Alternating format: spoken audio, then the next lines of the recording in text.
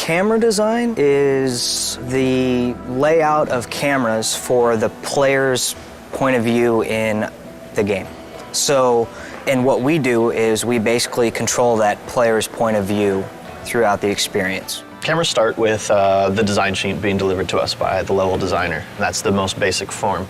We put in all the cameras for the design sheet. Once the cameras are in and it's been play tested and it proves this is a good concept and we go forward with it, it gets sent off to the art department. That's where they'll take it and they'll spend, months sometimes making these areas look really epic, and then they'll get finished with it and then they'll hand it back to us. And a lot of times it's a little bit different, so we'll have to adjust some cameras. Once the art comes back in and someone's spent a year building that level, they can be very touchy if they spent a year styling in this formation and my camera just goes right past it.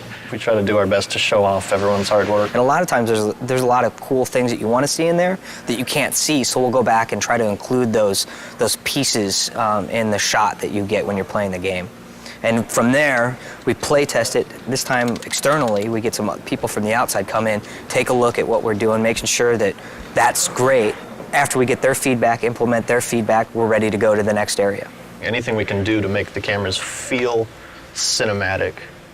And they serve as a guide for the player too, to lead them in the direction that they need to go as well. Yeah, whether they know it or not. Yeah. It's sort of like people who play the God of War franchise, after a while they get a feel that if the camera's looking this way, that's important.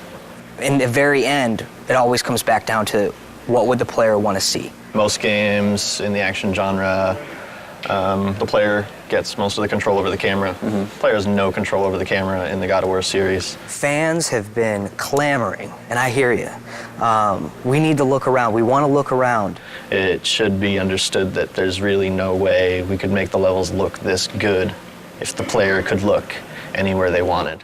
What we're trying to do, though, at this time around, is give you key points where you're in the adventure and you can control the camera. So maybe you're in a crazy puzzle room and you need to be able to kind of look around. So in some of these areas, we can give the player control, but in a limited fashion. I hope the fans will appreciate that we're trying to implement their feedback. What new feature do you like the best from the camera system? The rail-driven cameras. I think that's been my favorite new feature as far as the technology that we have with the camera. What's a rail-driven camera for someone who wouldn't know?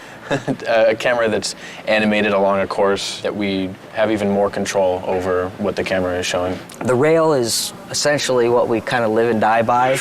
Let's say this is your camera rail, this line here, and let's say this is the thing that's driving the camera. And imagine this is a section of a hallway or something like that Kratos is moving along. We can take this camera here and we can key it. So we key to two different positions. So Kratos is here, the camera is here. When he starts to move along, as Kratos moves along, it will drive the animation of the camera to animate to that position. So as you're cruising along, you'll kind of see it, this kind of view where it's low and looking up at him, and then as he moves along, it will kind of track him and follow him. That's like one of our cool new things that we have that we think we can add a lot of kind of cinematic views to the game.